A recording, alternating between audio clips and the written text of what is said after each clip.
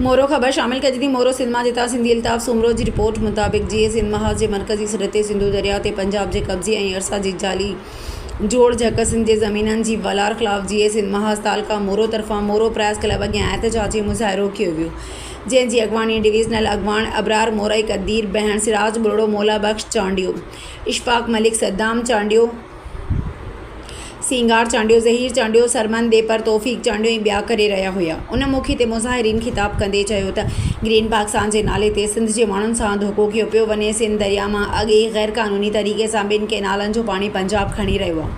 Worry he नओं ड्रामो सम्झ खां ॿाहिरि आहे। ही पीपल्स पार्टीअ जी सरकार जेका सिंधु दरिया ते धाड़े में वफ़ाक़ी सरकार सां मुलविस आहे ऐं सिंधु दरिया सां गॾु सिंधी माण्हुनि जो क़त्ले आम जारी आहे। अॻवाननि ग्रीन पाकिस्तान अरसा एक्ट खे मुकमल तौर ते रद्द करण जी घुर कई आहे।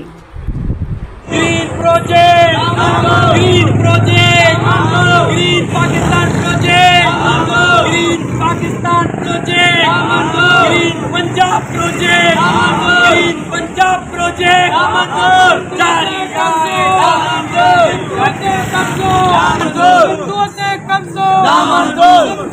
कब्जो